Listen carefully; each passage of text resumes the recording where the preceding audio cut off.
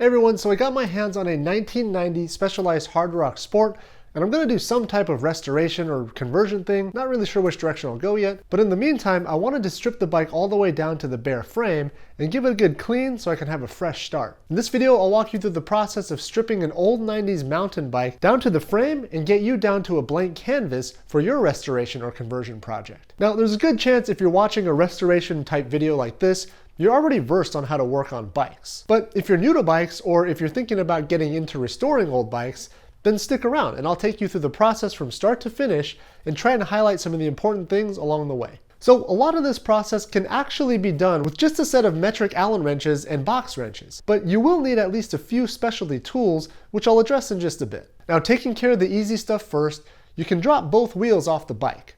Now, it's very likely that they'll be secured by quick release skewers, which makes it tool free. Or it could be a bolt-on type axle, which will just require an adjustable wrench. If it's an old mountain bike with 7 or fewer gears in the rear, it's very likely that you've got a freewheel as opposed to the more modern cassette type system. Now, to identify what type of system you have, you can look to see if there's a lock ring holding the cogs onto the free hub body. If you do, it's a cassette, and you'll need a cassette tool and a chain whip to remove it. If there is no lock ring, but instead you see either a set of internal splines, or in this case a 4-prong interface, then it's a freewheel. And you'll need the appropriate freewheel removal tool, which unfortunately are not very standardized, and you'll need to identify the proper tool for the job. Now, if you don't plan on reusing the freewheel, it is possible to remove it without any specialty tools, but you will likely need to damage the freewheel in the process. I'll put a link to one of RJ the Bike Guy's many excellent videos on the topic down in the description for how to do this. Now, back to the bike, clip off all the cable ends for the brakes and the derailleurs and pull the inner cables through the housing. Remove the grips, usually by cutting them off if you don't plan to reuse them,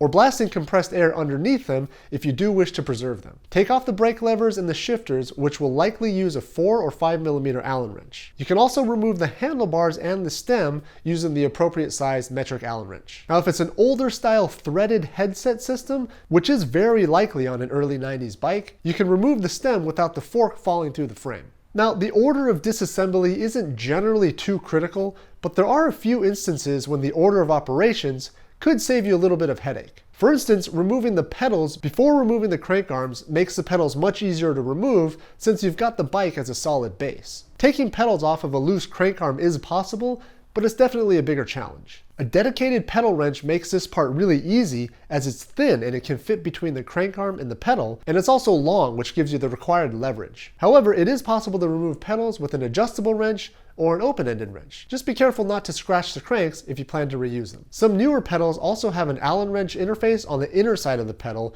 which you can use in lieu of a pedal wrench, but these ones here do not. Remember too that for pedals, the left-hand side or the non-drive side is a reverse thread. Then it's usually a good idea to break the chain before removing the crank arms. Again, it's not critical, but it does save a little bit of trouble to have the chain out of the way first. Now, you will need a chain breaker for this part unless the chain has a quick link or a master link, which this bike does not. Now, you can also remove the derailleurs and even the brakes and any other accessories like bottle cages or racks at this point as well. So back to the cranks now. If it's an older bike, it's very likely that the bottom bracket is either a square taper, or if it's even older like this 1990 Hard Rock, it'll actually be the older style cup and cone bottom bracket. Now, the removal tools for these different types of bottom brackets are totally different, but thankfully you can most likely use the same crank puller for both types. You want to thread the outer portion of the crank puller all the way into the crank arm, and then tighten the inner portion to effectively push the crank arm off the spindle. You can now access the bottom bracket and remove it with the proper tool. Now, unfortunately, if it is a square taper bottom bracket, it's very unlikely that you'll be able to remove it without a proper specialized tool, which will look something like this. Now, for a typical English threaded bottom bracket, the non-drive side is going to be a standard righty-tighty thread, while the drive side is actually going to be a reverse thread. Now, the whole cartridge will pull out as one unit, so you don't need to worry about ball bearings falling out. Now, if it's an older style cup and cone bottom bracket, like this one here, you might be able to get away without any specialty tools at all. Now, the first thing to do is to remove the non-drive side lock ring using a tool like this, or in a pinch, a hammer and a sacrificial flat blade screwdriver will work too. Now, under the lock ring will be the threaded cup, which provides the bearing preload. and it'll have one of many different tool interfaces, so be sure to investigate first to make sure you have the right tool for the job. Now, the simplest scenario is one where you can use an adjustable wrench or a large spanner to loosen the cup. With the cup removed, you can actually pull the spindle out, but be careful as loose ball bearings can fall out if they're not caged. So be prepared to catch them as they come out if you're not sure what's inside. Now in this case, the bearings are contained, so there's no real worry here. At this point, you can also pull any inner sleeve out as well. Now moving to the other side, you'll remove the drive side cup, which again is reverse thread. Now with the cup and cone bottom bracket out, you can inspect for damage by looking for pitting in the cups. Also keep in mind that the spindle is directional, and if you lose track of which way it came out, you should be able to locate some text on the main part of the spindle. Now the text itself should read right side up if you were to be sitting on the bike and looking down at it. So that leaves just the headset to tackle at this point. You want to hold the threaded top race in place with a thin spanner or a cone wrench,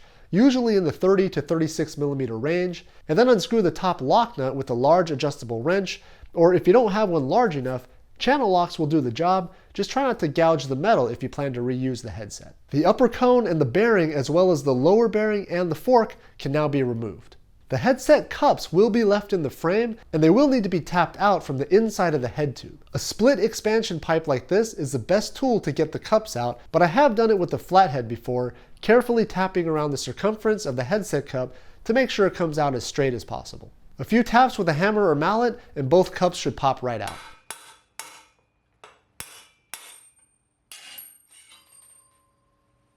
Now the last thing to do is to remove the crown race from the fork. If you're planning to use a new headset, it'll come with its own crown race, so you'll want to remove the old one first. A race remover is another specialized tool you can use, but a flathead and some careful tapping evenly on both sides of the race does the job just fine. And believe it or not, that's actually the whole process from start to finish for taking a complete bike down to the bare frame set.